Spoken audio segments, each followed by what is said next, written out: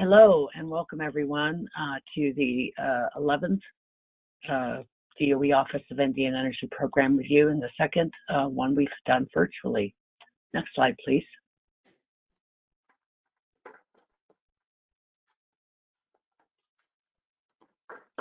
And for those of you who I haven't met and may not recognize my voice, my name's Lizana Pierce, and I've been in the energy development industry for about 25 plus years, and I've really had the pleasure and the privilege of working with Indian tribes, Alaska Native villages, and communities on their energy development for over 20 years now. I'm a mechanical engineer by degree, and can everybody please go on mute? I think we have some background noise. So I'm a mechanical engineer by degree, and in my current position as the deployment supervisor, I support the department's Office of Indian Energy and the team execute the deployment program, which is comprised of financial assistance through competitive grants, technical assistance that's provided at no cost to tribes and eligible tribal entities, and the education outreach. In addition, I manage the national funding opportunity announcements and act as the project officer on many tribal energy projects throughout the years. Under the education and outreach, we support the website, the email newsletters. We oversee the support from our laboratory partners and other TA providers as well. So again, thank you for joining, and next slide, please. So before we jump into the project presentations, let's go over some event details. Today's webinar is being recorded and will be made available on DOE's Office of Indian Energy website in a couple of weeks. Copies of the slides will be posted as well. Everyone will receive a post-event email with the link to the page where the slides and the recordings will be located. Because we are recording this webinar, all phones have been muted. However, we welcome you submitting questions, and you can submit questions under the question box in the control panel at any time, and then we will answer those at the end of the final presentation. For presenters, please stay muted if you're not speaking, and try to stick to your time allotment of 20 minutes. And next, I'm going to hand it over to Tweety to introduce herself and to introduce the presenters. Thank you, Lizana. Good morning, everyone. Although I think we may have good afternoon to some people in the audience here.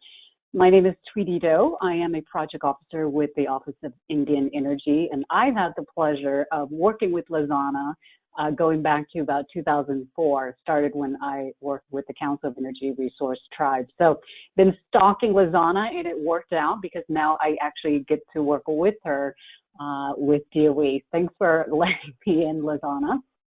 I wanted to, would you go to the next slide, please? And we'll talk about the purpose of the program review. Thanks, Katie.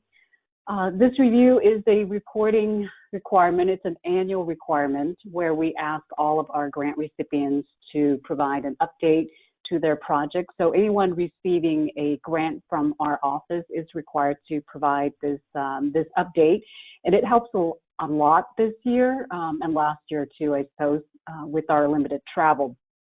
So we appreciate hearing your updates. It's also an opportunity for us to share with you in the successes that you have experienced. We've got projects in different phases, some starting, some are nearly completion. So it's great to be able to celebrate your success with you, and also any lessons that you've learned to share with us so we don't repeat them or, try to do things better than what we've done before. And when we do have this event in person, it's such a wonderful opportunity for us to sit, face to face, share stories, and inspire each other to go back and do the hard work that we do. I do appreciate the challenging jobs that you all have in furthering clean energy in Indian country. Thank you to our presenters and everyone else who's working in Indian country. Would you please go to the agenda? Perfect for this morning. So today is our last day of the program review, session 10. I think we have one more session after this. First up, we have Scott Clow, who is an environmental program director, and he's going to be talking about the White Mesa Solar Initiative to install 144 kilowatts of solar PV on 7 tribal facilities. If you would please pull up Scott's PowerPoint, and Scott, welcome to the stage. Okay, thank you. I will run through these slides relatively quickly, and so that our other presenters can do their thing. So the title here is White Mesa Solar Initiative and Clean Energy Transition. So we're working diligently here at Ute Mountain Ute Tribe to transition from what was once a very fossil fuel economy for the tribe.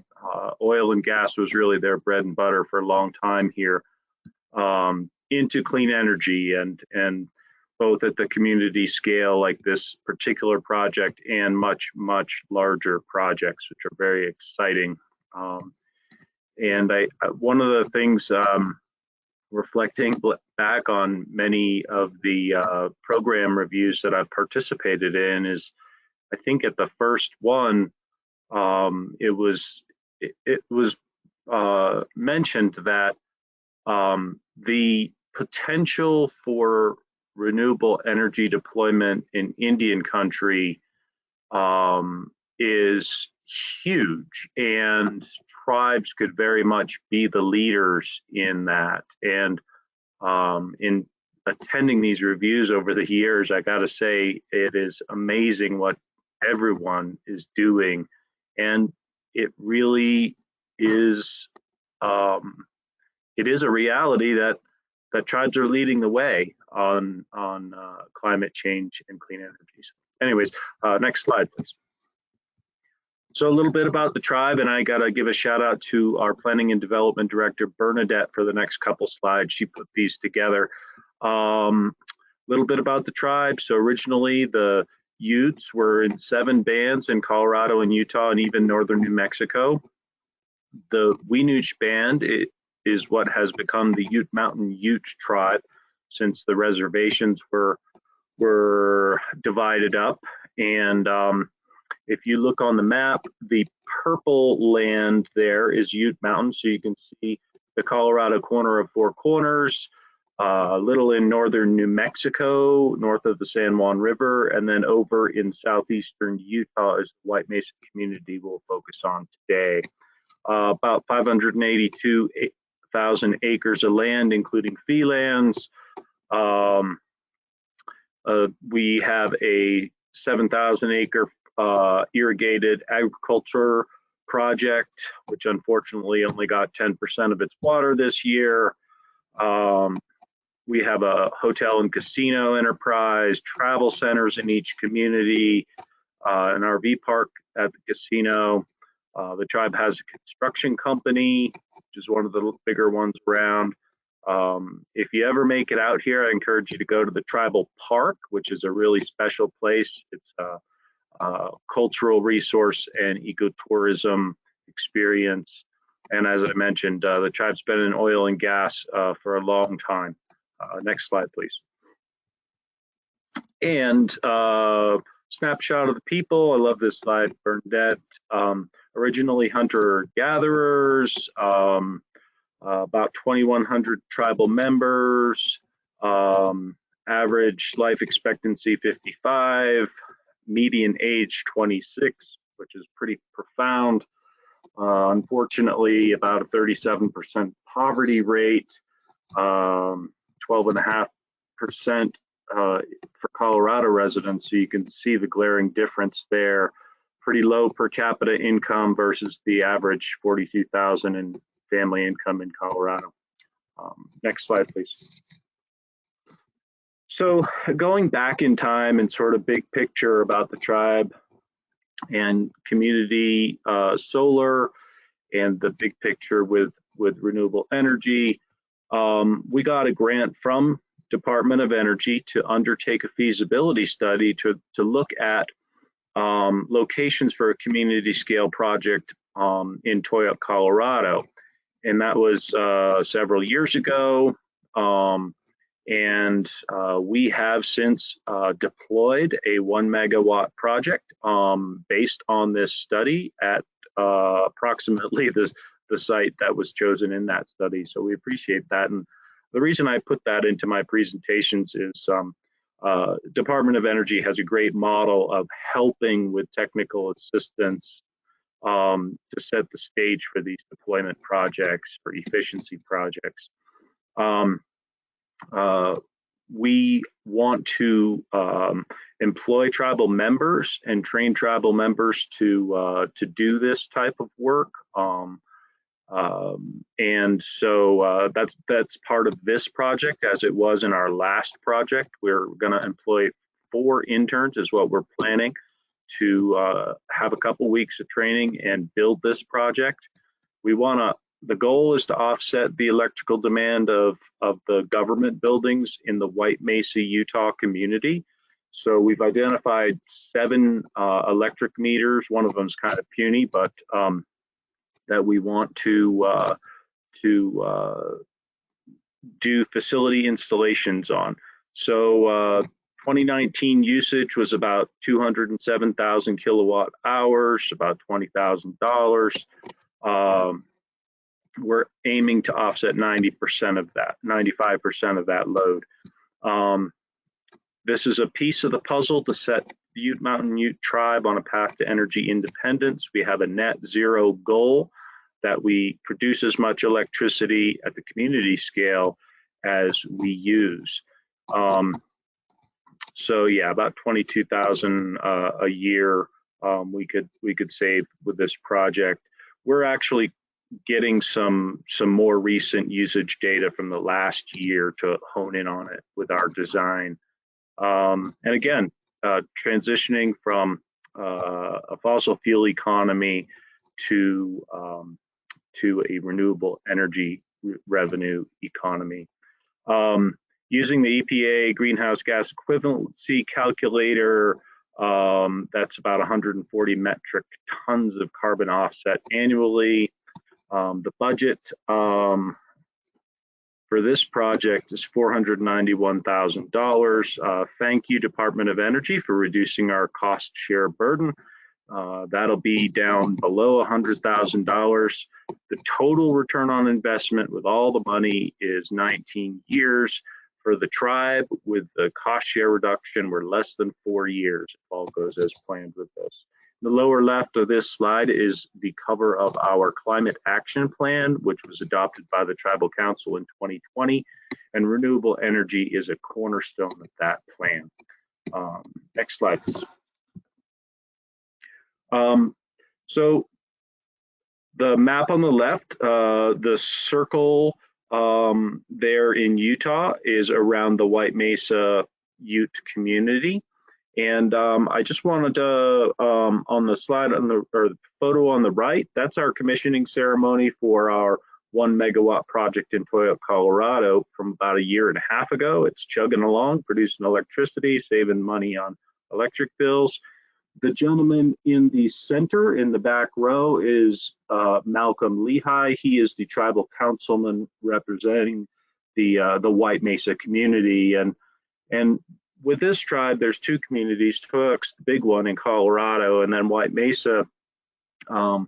They are much smaller, and there's always reverberations of oh, we get the hand-me-downs from Toyoak, and why do you leave White Mesa out? And we're not leaving White Mesa out when it comes to renewable energy. Our second deployment is for White Mesa, and we actually are looking at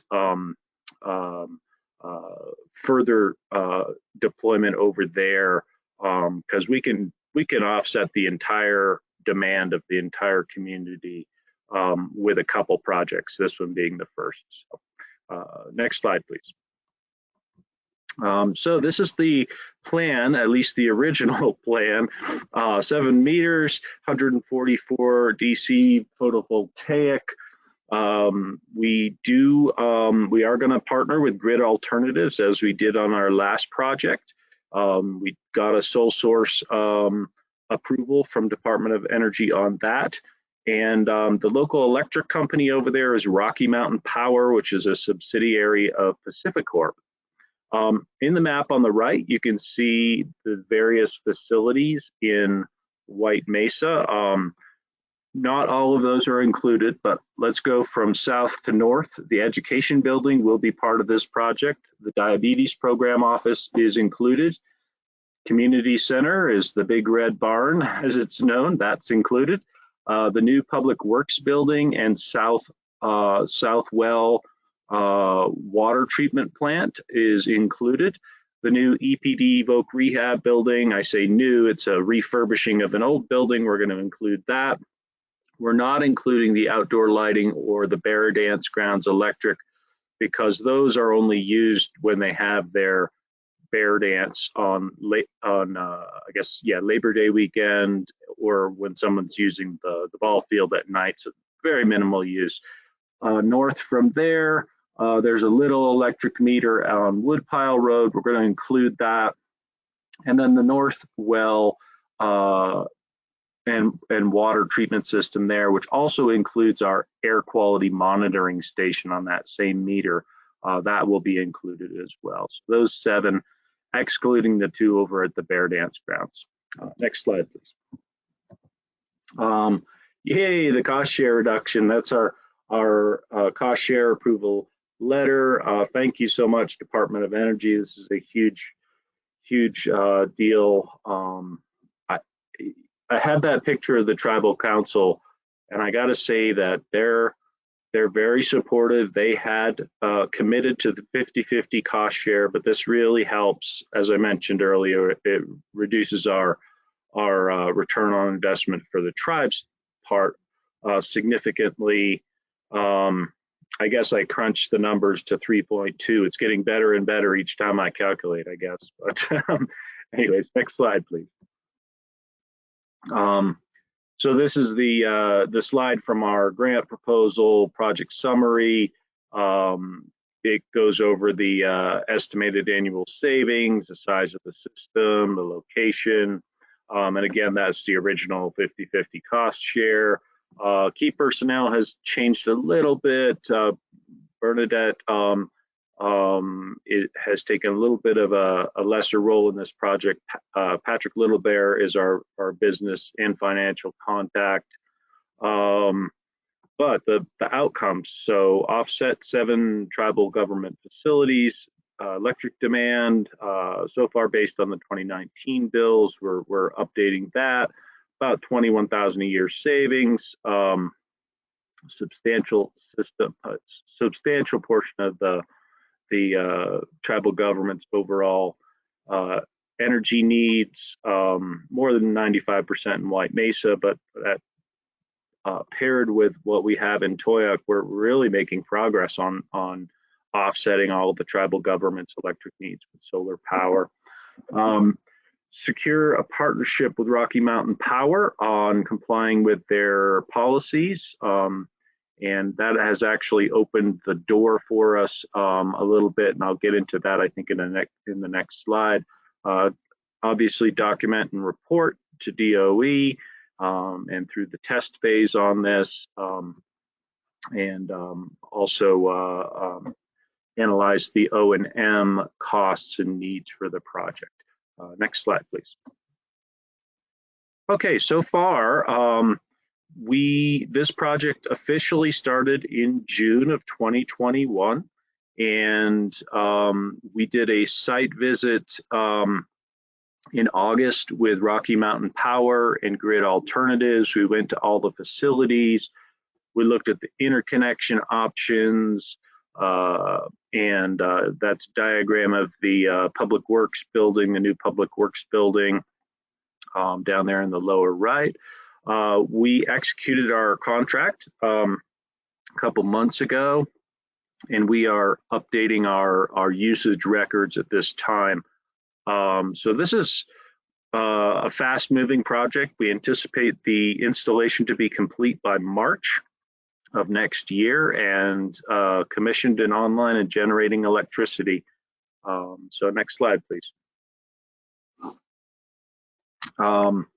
So possible changes, and this is going to get Tweety's attention here fast. We learned in the last month that the Utah policies and Rocky Mountain Power's policies actually allow us to potentially consolidate these facility installs into one or two systems, and then allocate the electric savings and dollar savings to specific accounts, meters that we identify. So utilities don't like to call it virtual net metering, but that's essentially what it is. You can call it bill crediting if you'd like. On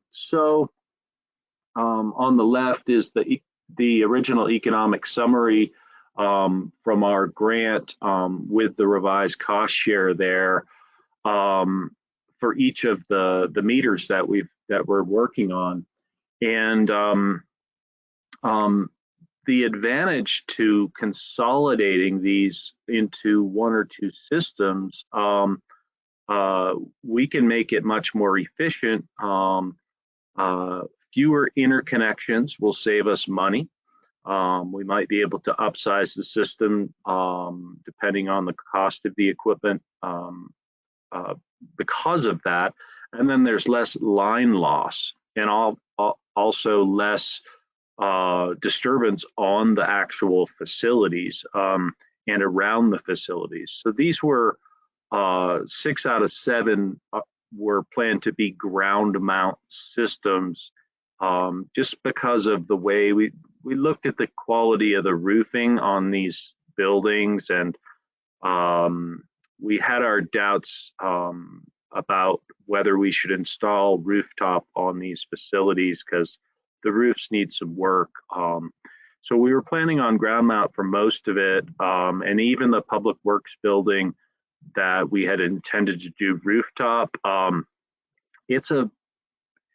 It's feasible to do rooftop there, but it's a very high roof and has some potential hazards in the installation. So the map in the center here, the land in the White Mesa community is allotted land. So some of the allotments are owned by the tribe as a whole, and some of the allotments are owned by individual families.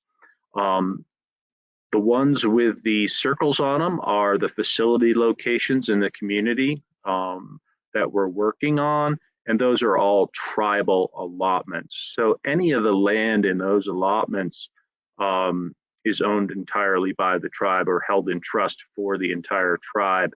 And so we would be able to do our ground mount installations there without needing the permission of an allottee family.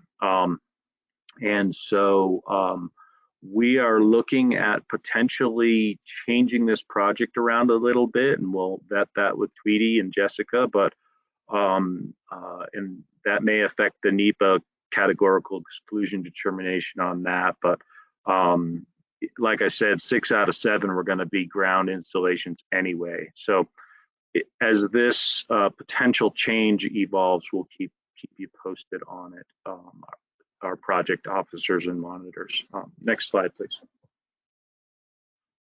So workforce development, we're going to hire 4 interns. Grid will provide training on OSHA construction and solar installation, solar systems. As I said, we did this on our last project in Toyuk, and some photos in the lower left of some of our interns and the grid staff. So that's Judy Cat on the left, Judy Lehigh, and she worked through the whole project and even came back on board as a temporary worker to do some knocking down of weeds last year out at the project site after it was commissioned. And then there's a few other interns there with the grid staff next to the installed array. And this is, I think, just preceding or in the middle of wire runs. That's why all those spools of wire are there. The diagram on the right is a helioscope of the community center in White Mesa. So it shows, you know, the energy production and some details about the design of that installation. Next slide, please. So I want to just highlight something that I hope was compelling to Department of Energy with this project. The White Mesa Ute community is an environmental justice community. They are the neighbor to the White Mesa uranium mill, which is the only conventional uranium mill operating in the United States, the private sector anyway. And it's one of the tribe's major concerns and environmental justice issues. So that's the mill on the right, aerial view. And they have transitioned their business from being a processor of uranium ore into a receiver of other people's low-level radioactive waste, which they get paid handsomely to dispose of at that site.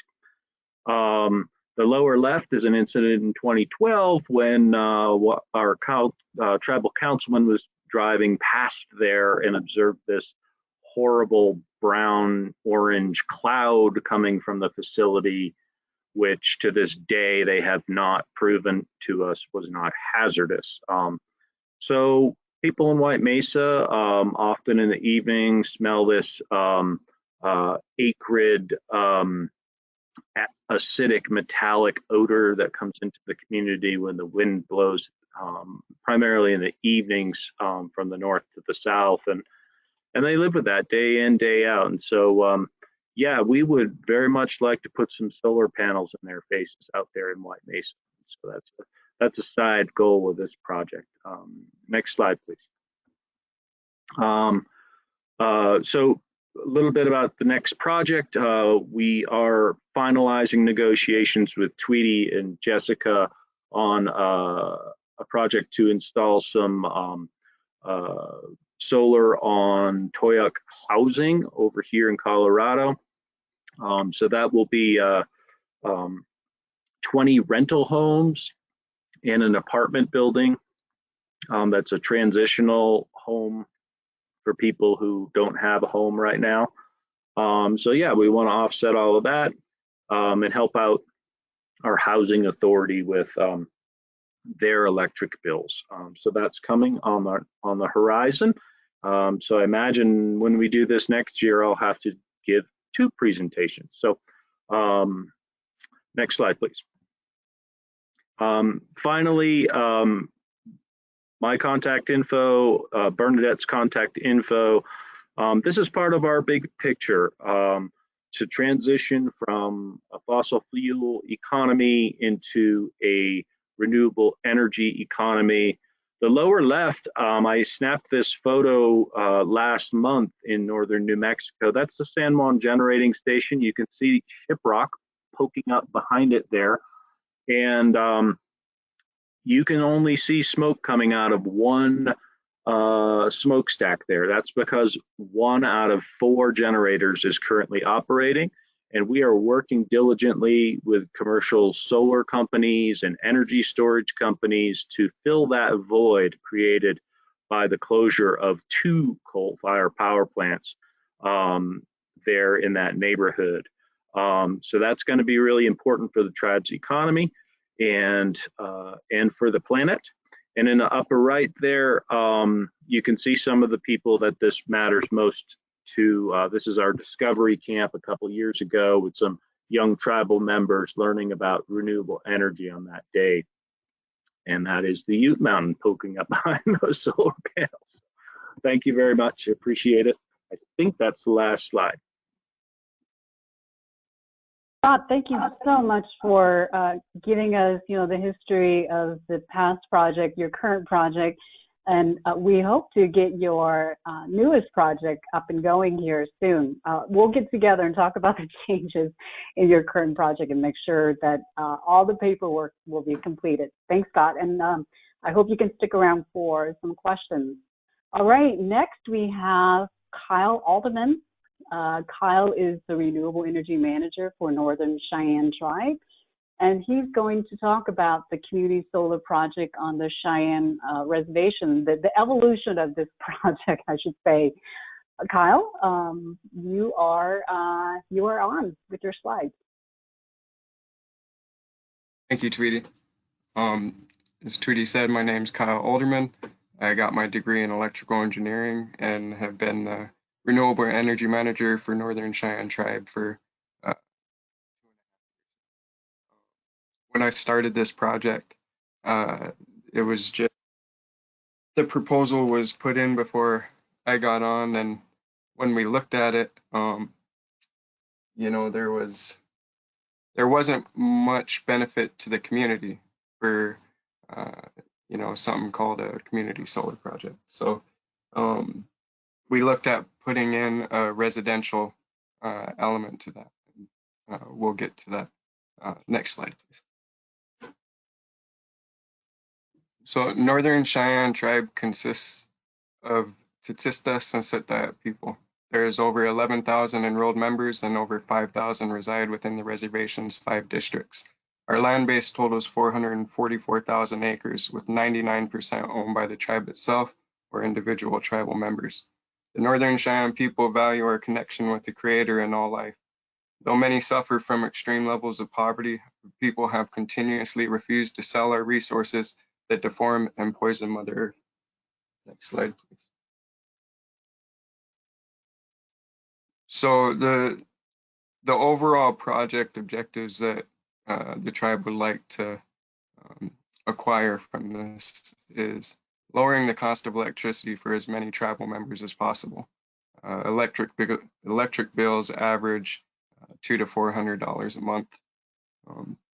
Another thing is training and jobs for tribal employees to create revenue stream to fund future projects, learn to maneuver federal, state, and tribal energy regulations, and develop capacity to plan, develop, and manage renewable energy assets internally.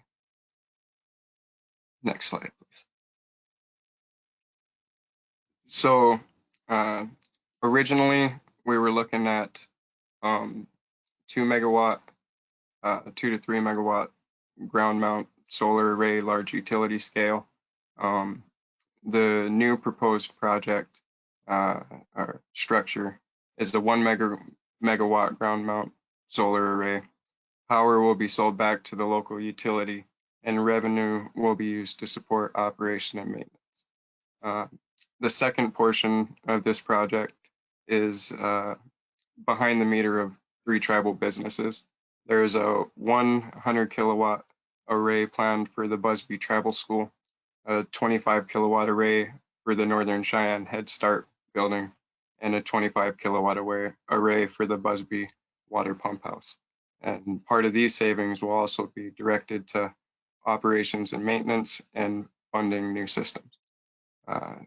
The last element here is the biggest update to the project, and we're looking at 15 10 kilowatt systems for residential and so this we're looking at kind of creating a residential solar pilot program for the tribe. The first 15 solar systems will go to Northern Cheyenne elders, and the shared savings from those systems, 50% will go directly to the program participant, and then 50% of those savings will go back to the SPE for operations and maintenance and funding new projects. Next slide. So as I was saying, the project amendments to include that new aspect of this project with the 15 ground mount arrays we need to do a SOPO and budget modification, which is near complete.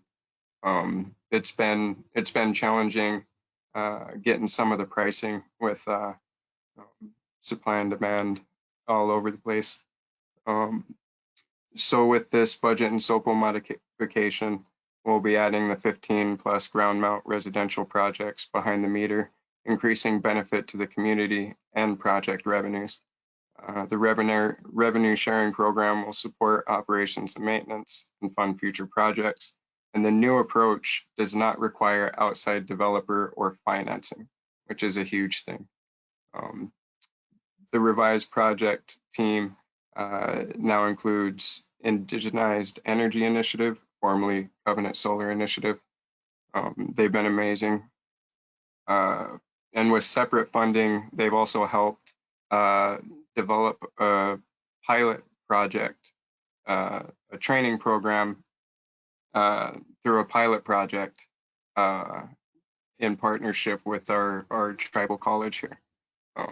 So that's been, it's been great. And we'll get into one of the projects that came from that. Next slide, please. So project progress, we were looking at a 1 megawatt utility array, previously the 2.5. And this is because once we finally got the interconnection agreement or study submitted, the study was returned to us with the requirement to pay $500,000 in distribution system upgrades if we wanted to do the White River Solar project. You know, we looked at possibly not doing that and shifting funds somewhere else, maybe more towards residential. But in the future, if we want to expand on this array or in the area, those distribution system upgrades are going to be needed. So it makes sense to do it now. The PPA at 26.5, $26.50 a megawatt hour offered by Basin is not very good when you consider we pay $110 a kilowatt hour. But with renewable energy credits or certificates, we might be able to bump that up significantly. And also in the 1 megawatt utility array, we redesigned the shape of it to be in the Northern Cheyenne Morning Star symbol, which is pretty cool. And the community we've gotten good response from the community for that. The 3 behind the meter projects, so they're sized to be under TRECO's 100 kilowatt limit for small generation, and or sized in such a way that we're not giving a bunch of free energy to TRECO. So proposing shared savings by the tribe, systems designed for cost estimating and bidding. So the tribal government will see a direct savings with these systems. The 10 kilowatt residential, the solar program has been it's been launched and presented to and supported by tribal council. We will use TRECO residential net metering policy, which allows up to the maximum 10 kilowatt systems to be connected, which is actually a pretty good policy. It should supply most of the energy that residents will use.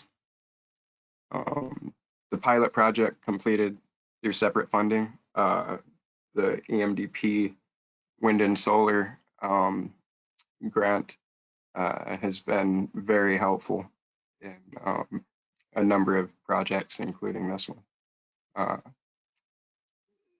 The program, to identify participants, we designed a application process, and we have 67 applicants as of like a week ago, and 31 of those were 55 plus, which is considered elder in some of our programs. And so the SPE formation, Indigenized Power and Light, is in progress to manage system revenue, operations and maintenance, and fund future projects. And the cool thing about this is, it's really set up to help train the tribal members to take on these responsibilities. It's pretty cool. Next slide, please. So here's the new layout for the Busby solar projector utility scale solar array, 1 megawatt.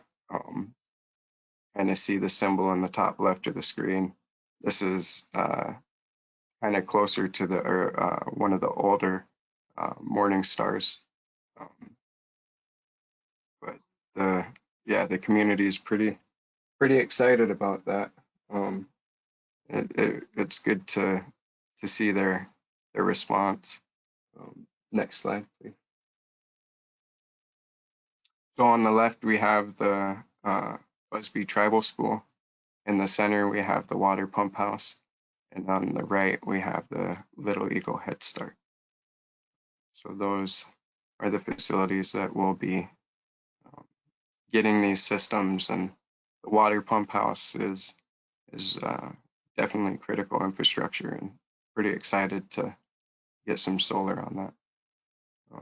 Same thing with the school. I think it'll be great for the kids to kind of see that solar and understand that the lights in that school are being powered by the sun, and that'll be cool. Next slide, please. So here's a typical residential solar system ground mount that we're going to be putting in. This one was put in at our Muddy Hall Community Center this year as part of the training and pilot program I mentioned earlier. And on the left there, those are the designs for, the engineering designs for our residential systems. Next slide, please. So one of the biggest things in this budget and SOPO modification for me is really bringing in the capacity building element and really strengthening that. So building a solar workforce with the integrated training program, we will use residential projects as apprenticeship opportunities, and classroom training will follow selected trainees. Larger projects will follow as workforce builds, and the Morning Star Array will include workers from other tribes in the region. Next slide. And well, you can stay on that one real quick. So as another thing in the modification of this project, we're looking at bringing on a couple interns as well. And the lady in the bottom left picture, Abley, was one of the rock stars of the solar installers that came to learn on this project. And she decided to jump on full time, all in on solar, and it's been awesome to see the community's response. These guys here, they worked on it for a week, and I never seen so many smiles and such hard work. It was 104 degrees out there, and they never stopped, never complained. They ended up calling themselves the Solar Dogs, which was I thought was pretty cool. We're pretty proud of them. Next slide, please. So the project participants, I think this list keeps growing, which is great. The tribal president and council has been in full support. The Sustainable Energy Committee, Northern Cheyenne Tribal Attorneys, Indigenized Energy Initiative, Protogen, which is another consultant that did some of the design work, the engineering. Kilonewton, who's been a good renewable energy consultant. Eco Cheyenne, which is a Northern Cheyenne nonprofit company, and Chief Dolnack College.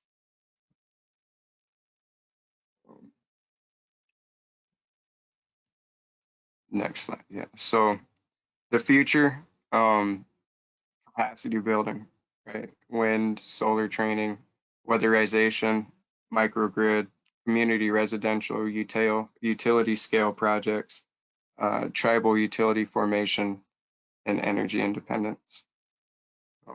These are large initiatives, but completely doable. And we really appreciate the opportunities provided by Department of Energy, Office of Indian Energy, and all the help and guidance and patience Lizana and Tweety and Chris and your staffs have provided. Thank you. Next slide. So yeah, if you'd like to reach out to me or William, please shoot us an email, give us a call. We're always looking at trying to, strengthen our network and our spheres of influence, and really look at people. We want a team with people who want to do these things in the right way, who want to, provide other opportunities or inspire other people to go green, to utilize clean, responsible, renewable energy and technologies. It's a pivotal time in our history. And we need to work together to try to ensure a safe and healthy and prosperous future for our kids and their kids and future generations. Thank you. Thank you so much, Kyle. For giving us the evolution of this project. I recognize, you're facing a lot of COVID challenges from the cost, the supply chain, the cost of the project that still fluctuating, as well as some of the personal losses that you're experiencing right now. And I want to thank you for being here and to be with us today. Thank you. Next, we have Clyde. Clyde, so good to have you here with us, Clyde. Clyde Abrahamson is a special projects manager with the Spokane Indian Housing Authority. And Clyde is going to talk about two projects with our office. Cozy, I love that name, Children of the Sun Solar Energy Initiative. And that is working to finalize the installation of 637 kilowatts of solar PV, and then a new project that they are starting to install 140 solar PV systems, totaling about 980 kilowatts on tribal members' homes on the Spokane Indian Reservation. Clyde, if you can speak, make sure that we can hear you. If you unmute yourself. There you go. Thank you, Tweety. Oh, wonderful. We hear you. Thank you. Well, very good. I'm sort of looking forward to this. Well, thank you. My name again is Clyde Abrahamson. I'm with the Spokane Indian Housing Authority. For those that don't know where Spokane is, we're in eastern Washington. The reservation is about 40 miles northwest of the city. Beautiful area. The first picture we see here, renewable energy projects at Spokane Indian Housing Authority. This is kind of a picture of the Palouse area where the tribe in an area where they once roamed, south of the city of Spokane, and in that area, really beautiful area. Then the next slide, please. So we were working on a lot of renewable energy projects not before this one. This was actually at the start. So we had to identify, what is our preferred technology here in this area? And being the Children of the Sun, which is a nickname of the Spokane Tribe, and we chose solar that would work best in this particular area. We do have some wind, but not particularly in this area around Spokane or the Spokane Reservation. So we developed our project, and we chose specific locations. We chose locations that were our high energy users with the tribe. The tribal admin building, the fish hatchery, the public safety building. You'll see these later in some other pictures. And then we had to finance this project. We had to, fortunately, we were successful in getting the Department of Energy grant, and we were successful in finding a tax credit investor on this project, which was Sunvest out of Wisconsin. Next slide, please. And so we had to put this funding package together, and you all know how to put these packages together, and the strategies for not only this project, but we also thought about future projects. And so we were trying to figure out a path for the Spokane Tribe and the Spokane Indian Housing Authority. So we were looking for funding, tax credit investors, and some of the philanthropic folks we found. Wells Fargo, Grid Alternatives helped, and even Microsoft helped us with one of our projects. Actually, it might have been like 4 buildings. And so again, we're looking at future projects as we're continuing to plan our current projects with the idea that there will be more funding to come down the road. And we were certainly optimistic. And once we get started, like a lot of other tribes I've seen giving presentations here, that once you're down that path, you want to continue to go down that path and energize these buildings with solar or wind or any alternative energy sources. Next slide, please. So here we identified our preferred technology, which was solar. And this is an installation on some of our senior housing in this area. These homes were actually remodeled back in 2013, so they were perfect for this program. We already had new roofing, which was the standing seam roofing, metal roofing, which was simpler to install on, as you guys all know. And so it makes for an easier installation without penetrating the roof. Next slide, please. And so as we developed our project, we had to look at certain sites, and we selected some of these sites. They're actually in the bottom left-hand corner of this site. This housing site is called the New House Lane housing site, which is an odd name, but it's the name of a family that lived on that road, and so that road was named Newhouse, and the family at the end of the road, their last name is Newhouse. And so it was just kind of ironic that we have this housing development called Newhouse. A lot of people think, well, they're building new houses there, but that was not the idea. It was named after the Newhouse family. But anyway, there's 35 homes in this area. And so we selected 10 of the homes in this area as part of this project, and because they were orientated just right. And so we built as part of Cozy 1, our first project.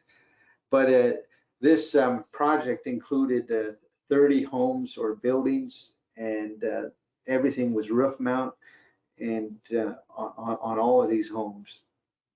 So now we're thinking about the maintenance of these solar facilities at each site, the cost, and fortunately with the Grid Alternative helping us, we have individuals who are trained to help with the maintenance or maintain these solar units. Next slide, please. Next slide. All right. So again, we just look at our financing, our projects, you know, and here there's a lot of options that you have out there, and it depends on your options.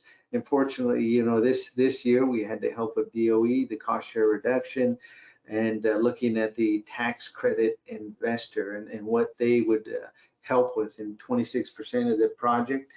So we also had to choose ones who we have a good relationship with grid alternatives, and we've had a good working relationship with them. So we invited them in with not only this first project, but our next project that we plan, which is you'll hear about that right after this presentation.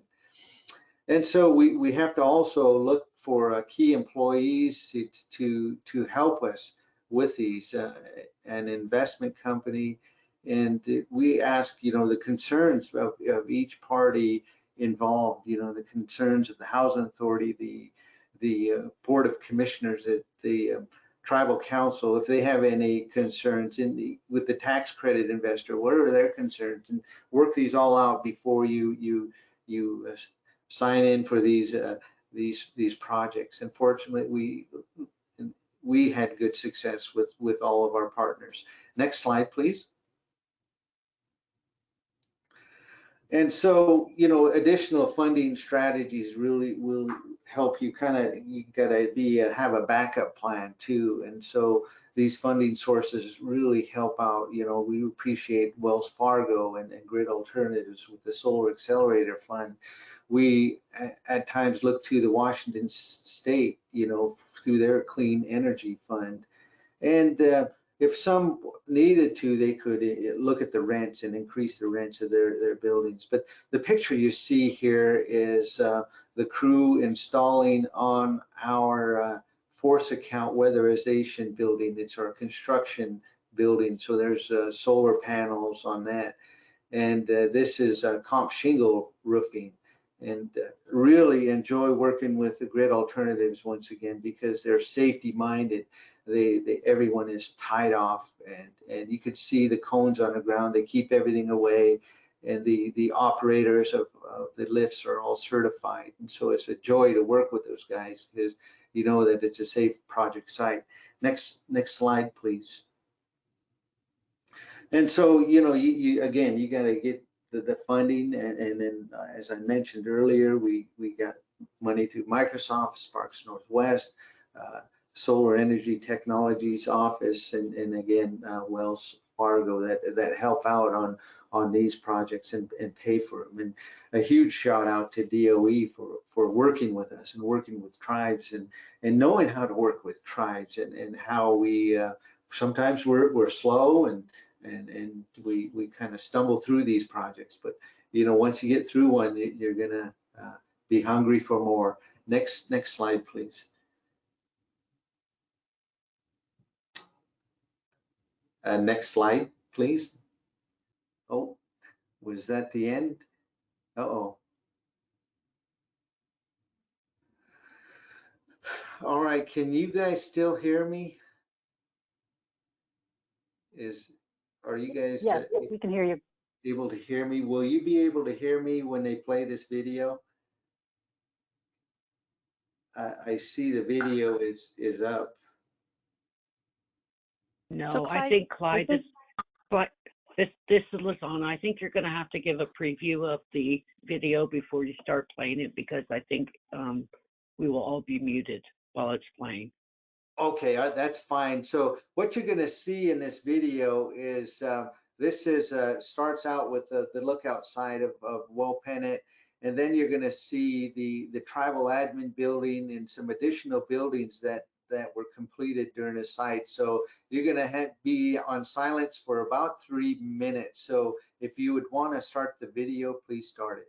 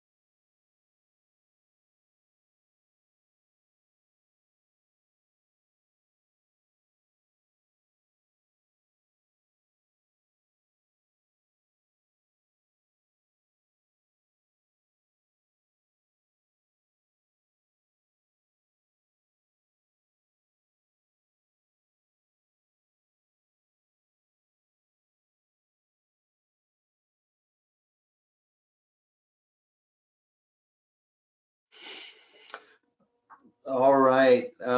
Well, just to follow up on that video, that you've seen that the explanations were on a lot of those video slides, and it ended with the West End Community Center, and you could kind of see it was hazy there. But there was a fire on the Colville Reservation that had a dark cloud over the Spokane Reservation, and that's kind of what triggered this whole project, was the Cayuse Mountain Fire, and we wanted to be resilient in the area, and so we started the program because of fire. This slide here is one of our buildings that we had to take off of the project, but it was a maintenance building that was actually designed just for solar upon this particular building. But unfortunately, we run into some problems, and COVID and cost of building the structure, we had to put it off. And so this building was not built, so it didn't get solar. But the next building, the next slide, is our last building. We'll put solar on this particular building. It's the Ford Youth Center, so it's owned by the Housing Authority, but it's operated by the Spokane Tribal TANF department. And I believe that's the end of this here project for our cozy project. And next we have the Spokane Reservation Residential Solar Energy Project. And I thought I'd start out with this slide because it's actually a Indigenous Peoples Day in 2016. A couple of artists painted this picture with, on the left, you could see the teepees, and then the reflection is the skyline of the city of Spokane.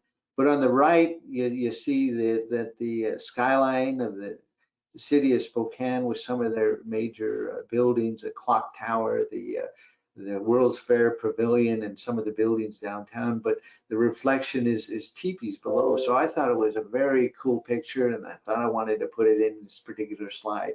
Next slide.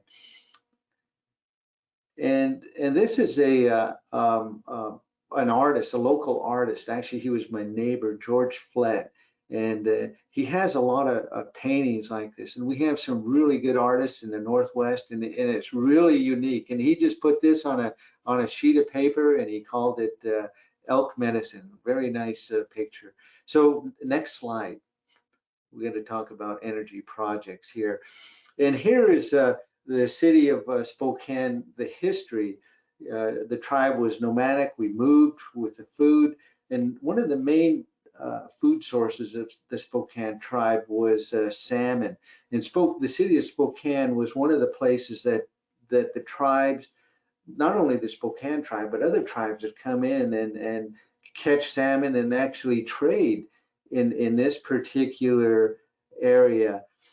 And they would also have a good time, and then some would even go home and with a mate. You know, that's what happened in the past. You know, we could be mixed with other local tribes around the area: the Coeur d'Alene, the Flathead, the Kalispel, the Yakima, and the Coeur d'Alenes.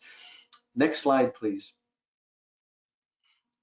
And here in our area, as we all know, is the Grand Coulee Dam. And this was built between 1933 and 1942. And the reason I wanted to show this picture, because this was the beginning of the end of our salmon runs. So after this particular dam was built, the tribe could no longer fish for salmon. And they continue to have that struggle with the federal government and with the Bonneville Power Association. But one of the things we've seen in the slide, that what Bonneville had done was built that fish hatchery that had the solar panels on it. So, you know, they're trying. Next slide, please.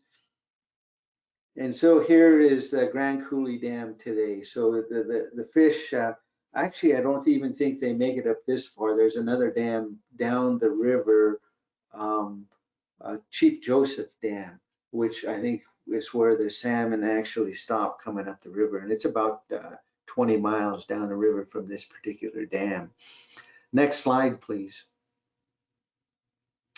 So the Spokane Reservation Residential Solar Energy Project, which we nicknamed it Cozy 2, because this Cozy is, you know, the Children of the Sun Solar Initiative. This particular project falls under that, you know, with the 980 kW of solar facilities on 140 homes.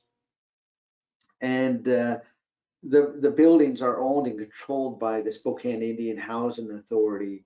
And this will benefit about 100 tribal members units, and they'll all be fitted with 5 kW of roof mount for that 100. But there will be an additional 40 rental units fitted with about 9 kW of ground mount systems. And that's because of some of the trees and the terrain. And after this particular project, we will probably have 100% of our rental units with solar on it.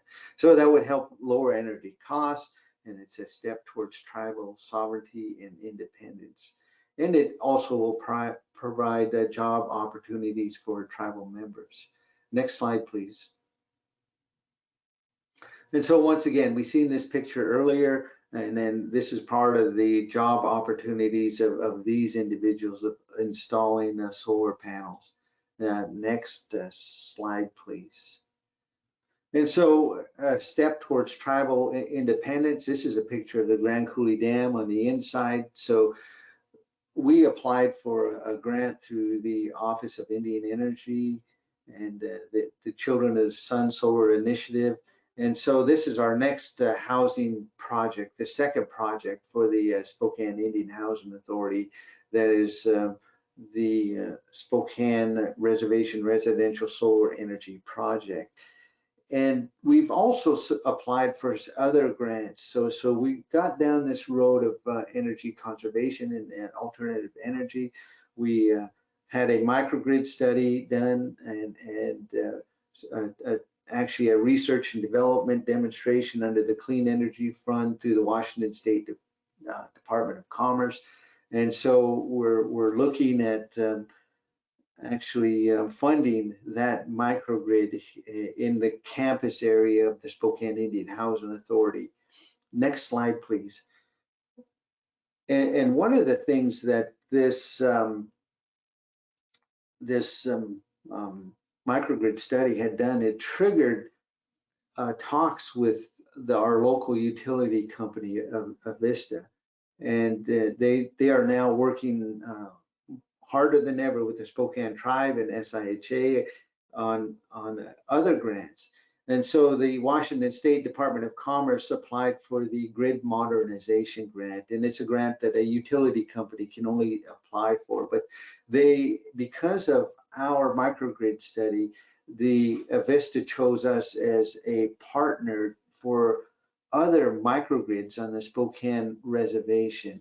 And so that's kind of what the COSY led into, a second project installing solar panels on homes, but also with working closer with the utility company. And that's what the Children of the Sun Solar Initiative is all about with these projects, and triggering other projects and bringing in additional funding for tribe and low-income families.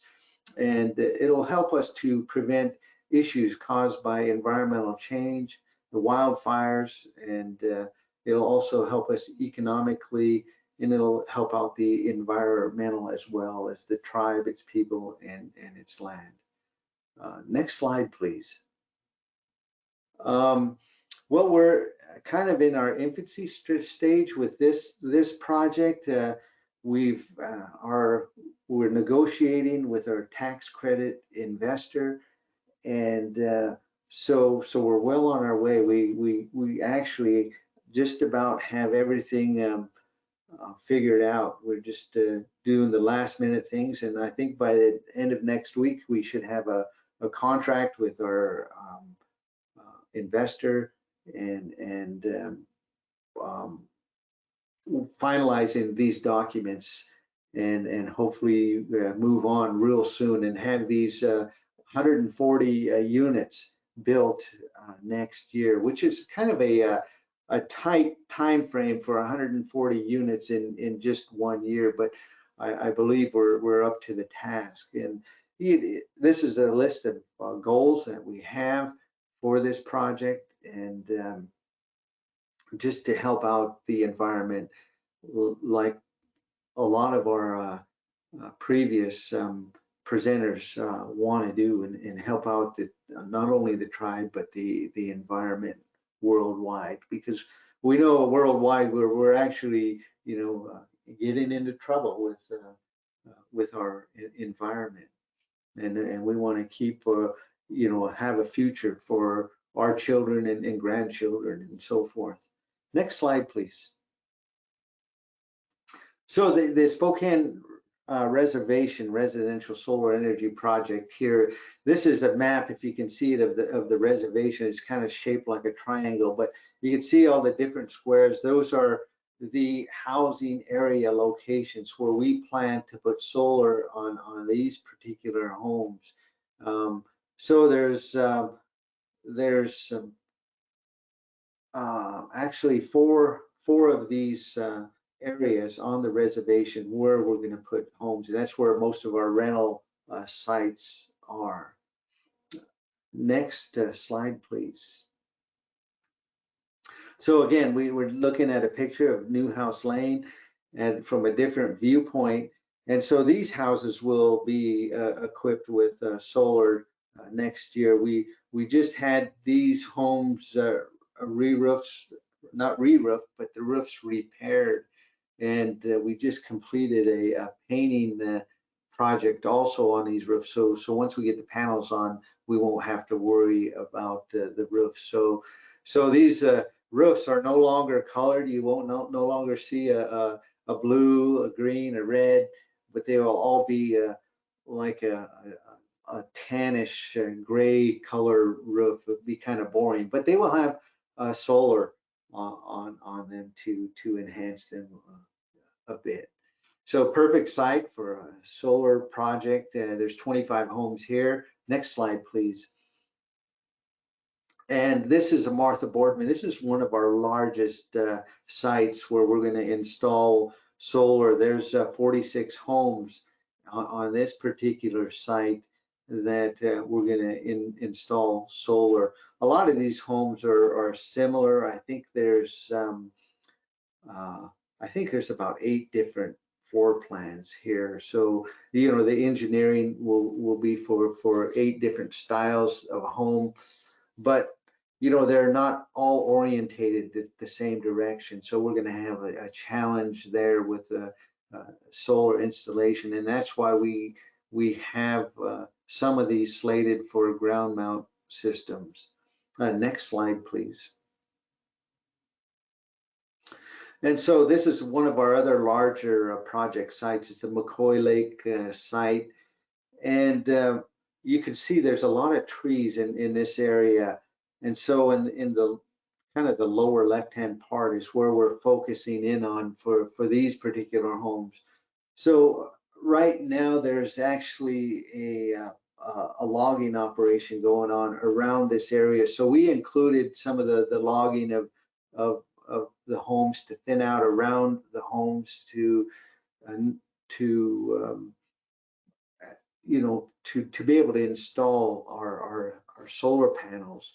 But also we have some trees that are dangerous to the homes. We just had a high windstorm here this last week that knocked out power in this area and in the Welpanet area. So it'll help with the solar, but it'll also help with the safety of the homes. And I'm a person, I'm really selective in about what trees we want to remove and what trees we want to keep. We're not going to approach this as, well, we need to thin out all of these trees or take them all out. No, we'll be very selective in this particular project, working along with our forestry department and making it not only safe, but also environmentally friendly, if I could use that word. Next slide, please. So, you know, turning the heat up here, this is actually just a picture I had of, there's a wildfire that went through our place, but the following year I burnt a lot of the trees that were already dead. And but we want to actually turn up the heat on all of our programs. We want to work with tribal housing and our partners. And this project is a 3.3 million total project cost. We work with a DOE or tax credit investor who we're negotiating with a Quonside, and they are a company that he is now located in California. He was in New York, and Grid Alternatives, and we're going to put solar on 140 homes as that map shown. So we want to move closer to tribal energy sovereignty and affordability and reap of the benefits of clean energy. Next slide, please.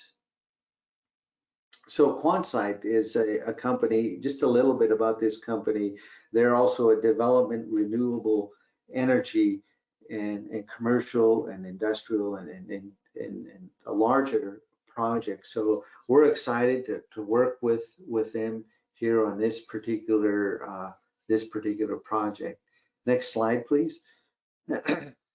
And just knowing just a little bit about the Quonside, they also have another company, Xylene, that they work with, and they're part of Quonside, and they create revenue and jobs for tribal nations too. They try to work with tribes around the country, and we hope to work with them and have a good working relationship with them. Next slide, please. So these are some of the things that they have done in the past with particular with tribes in the area. And I think that picture in the lower left-hand corner, that's a vertical garden, and there's something that's new to me. It's something that they're developing, and so it really looks innovative. So again, we want to continue our relationship with Xylene and Quonside. Next slide, please.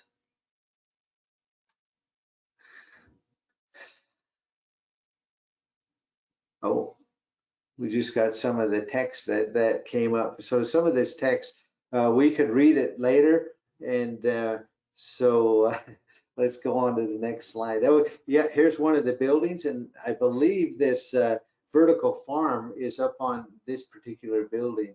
So they really not only built a building, but they built, you know, a nice building, net zero building, and it's organic, and they're producing vegetables up on the roof, and you can see that they have solar up on this particular roof. They're looking at EV charging stations in this particular building. It has an EV charging station, so they're very innovative, and I'm looking forward to learning more from with Quonside and Xylene, and with the technology that they are using. Next slide, please. So I want to thank the Department of Energy. You know, they really are helping out a lot of tribes. We've seen a lot of presentations this week, excellent presentations, and so the Department of Energy is there to help us as people. So you know them, you work with them, and then they're easy to work with, and they're there to support you to enhance and strengthen all of you in our projects. And I appreciate working with Lizana and Tweety and Jamie and James and all of those who are working under the Department of Energy. Really appreciate it. And next slide, please. in the Spokane Tribe of Indians, you know, this is some more artwork of the salmon chief here under the Monroe Street Bridge, and you've seen the historic waterfalls earlier. Now this is a modern day waterfalls, and it's in the wintertime, but the water's still running through there. The salmon used to run up this river, but they don't run up the river anymore. And so here you have an actual size metal statue of this salmon chief on his horse holding up the salmon, and it's really a representative of the Spokane tribe on actually what they had lost in our modern times. But you know, in the past they were actually called the salmon people because that was one of their staples. Next slide. All right, and then I want to thank some of our consultants, Godfrey and Con, who helped us with getting through all the deal documents and helping us with this grant and working with our other key partners. Next slide. And Grid Alternatives, I mentioned them. I can't say enough about these folks and how they want to help out tribes and with you know, not only their solar accelerator fund, but you know, with their knowledge, their drive, and their education, and when they come to the reservations and help you out. I really appreciate Tim Willing. When I first met him, he asked me if I knew any Navajo because I am a half Navajo, and I said, no, I don't. My mom didn't teach me too many, but I can remember some of the cuss words I said. And he says, well, what do you know? What do you know? And I said, Delabachan. And then Delabachan means BS. It's the acronym for Delabachan. He laughs at me. Then he talks to the other Navajos there nearby, and he looks at me and points, and he says, Hashin Delabachan. So I had a nickname from then on out that I am Mr. BS, and that's what they call me. So whenever I come on the site, I'm Hashin Delabachan, and so I have the gift of gab, so to speak. Next slide. So we are the Spokane Indian Housing Authority, and we were established in 1972. We have 220 rentals, and we're going to put solar on 140 of those units. Now, some of them do have solar from the Cozy One. So we have a force account and weatherization crew. So some of the weatherization crew, they're going to be trained in maintenance of the solar. So they'll work along with this crew. And so we look forward to the project. Next slide, please. All right, I believe that's the end. So for more information, I'm Clyde Abrahamson. I work with the development department. I was formerly the development manager for the Spokane Indian Housing Authority, but now I'm the special projects manager. All that means is I work with utilities and infrastructure. So I'll be working with a lot of solar and other infrastructure projects in support of the Spokane Indian Housing Authority. Thank you for your time and your attention. Thank you, Hashin Delabachan, for such great information and stories. I really appreciate working you so much, Clyde. Thank you for being here, and we look forward to working with you on this newest project here. And I also want to thank Kyle Alderman from Northern Cheyenne and Scott Clow from Ute Mountain Ute Tribe for talking about your project. I am going to pass the mic over to James Jensen, our most awesome facilitator, and he is going to address the questions that you provide in here. James is also a project monitor for our office if you have been fortunate enough to have worked with him. James, the mic is yours. Great. Thanks so much, Tweety. We've got some questions, so that's great. If those in the audience have questions, there's still time to send them in. So do that, and we'll likely get to them. First question here for Scott. It sounds, well, it doesn't sound like you have a variety of projects now. The 1 megawatt ground mount, and then some working towards some residential projects and all PV. Can you contrast the two? What are the challenges with dealing with residential versus a large, ground mount array? And just talk about kind of the differences and benefits of both approaches. Yeah, so the relationship with our local electric utility is really key on the difference there. So our 1 megawatt array is unique in that it is behind the meter. It's unusual to have an array that large behind the meter, but in order to make that happen, we had to make sure we didn't exceed 1 megawatt. So there's a control system on there to keep it from, it's a curtailment system that communicates with our inverters. And so if we are, say it's summer solstice in June and the sun's beating down and we're approaching the 1 megawatt mark on the AC side of the transformer or the inverters, then it will actually communicate with the inverters to keep it from hitting that 1 megawatt mark. Otherwise, we'll get penalized. And it isn't our local electric cooperative that will penalize us. It's the people that they buy electricity from have a policy that you cannot generate more than 1 megawatt of distributed generation on any of their systems. So that's one of the biggies.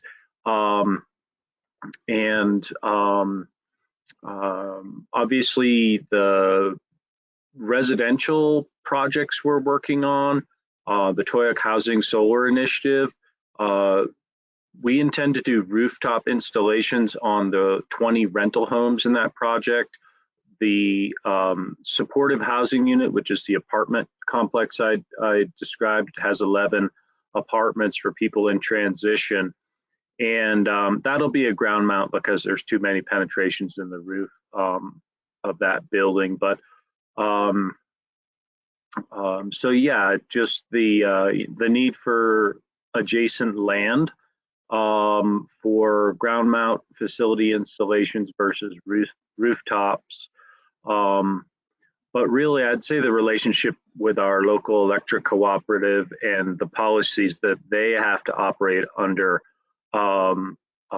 is really one of the main differences. On the White Mesa Solar Initiative, we'll be dealing with a different electric company over there who have different policies. So we're learning about those, and actually what we learned in the last month is pretty advantageous for our project and maybe being able to consolidate it. Great, thanks, Scott. Another question for you before we move on, and that is, you mentioned technical assistance from DOE at the beginning of your presentation, and the questioner is just asking what sort of technical assistance did you receive? How was DOE able to help? Yeah, sure. So we got a grant, and I don't remember what the dollar amount was off the top of my head, but in 2012, I think it was, we applied for a grant to look at what the best location was for a community solar array. We have a brownfields cleanup site that we wanted to maybe use. There's a lot of interest in brownfields to greenfields. And we had a Mesa southwest of town that seemed to have the right aspect, and it had a power line running along it that is actually a microgrid in and of itself for the tribe. The tribe owns that power line. But we didn't have the in-house expertise to say, this is the spot, this is the spot that we used for this project. And so that was the main goal. It was to look at how much electricity is used in the whole town, what percentage of it projects of various sizes and costs might offset, and most importantly, where to build it. And where we wound up, the number one location was in a previously disturbed irrigation or agricultural field down in our economic development part of town. So it's right next to our casino, hotel, resort.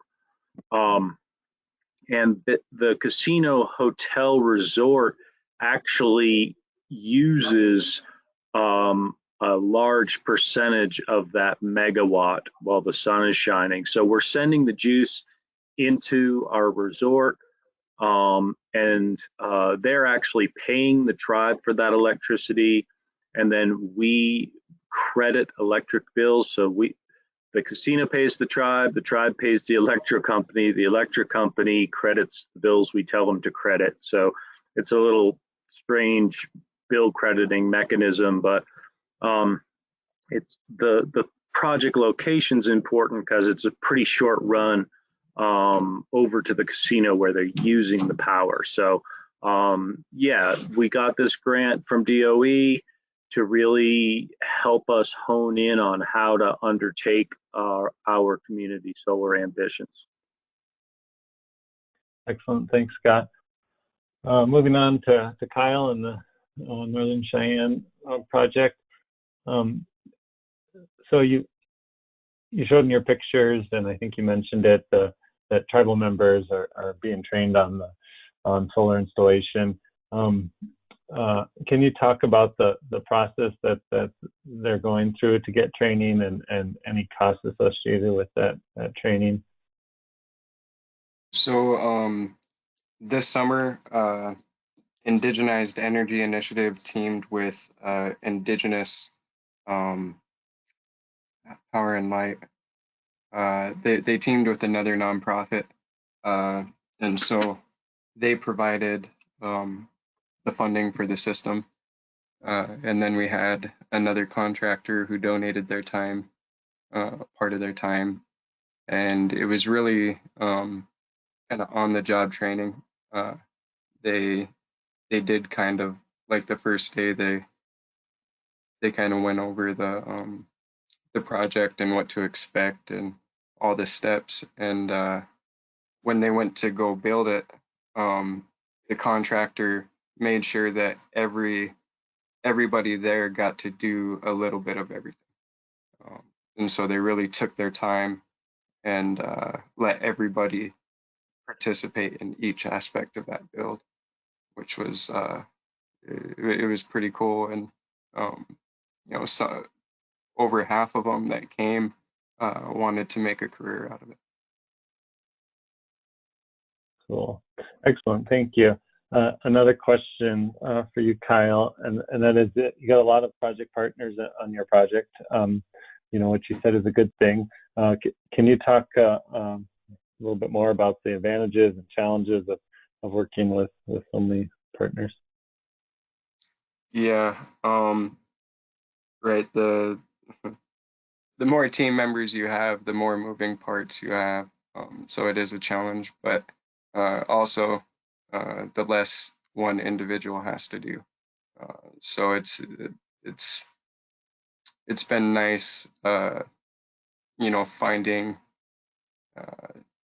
which team members need to be where, or what skills they have, and really kind of, lessening the burden on my office. I mean, I'm the renewable energy manager, but I'm also the sole employee of all the projects we have going on at the tribe right now. So bringing on more stakeholders right now makes sense, but also each of the stakeholders that we're bringing on that aren't tribal businesses or members are helping us train that or build that capacity.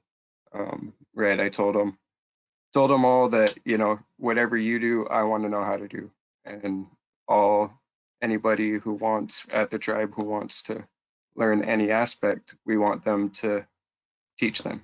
And so those are the type of partners we brought in, and doing it that way has been very beneficial for the tribe. Thanks, Kyle. Moving on to Clyde, and looks like we're getting close on time here, so this will probably be the last question. Clyde, are there any plans to integrate a microgrid or develop a microgrid project in association with your housing units or the PV systems you're installing? Yes, and I did mention part of that in the presentation. I didn't really elaborate on it. We did the microgrid study, a really nice study that was put together for the Spokane Indian Housing Authority campus. And our campus includes 2 tribal buildings. One is the senior center, and that's just adjacent to the Housing Authority office. So we were going to include those buildings, the longhouse, and if possible, the senior housing sites. There's 6 duplexes or 12 units that we were going to include into this microgrid, along with our weatherization and maintenance shops, so that we could be operational during a time when the power is out or some type of disaster. And that's our goal. We want to have a place, you know, where we could have a cooking facilities, and if possible, for somewhere to stay.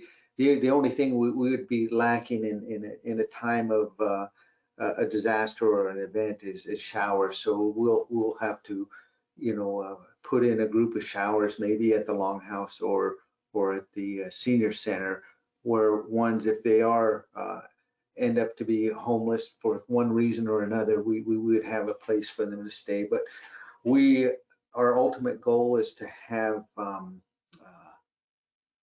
power during one of these events, if it's long term.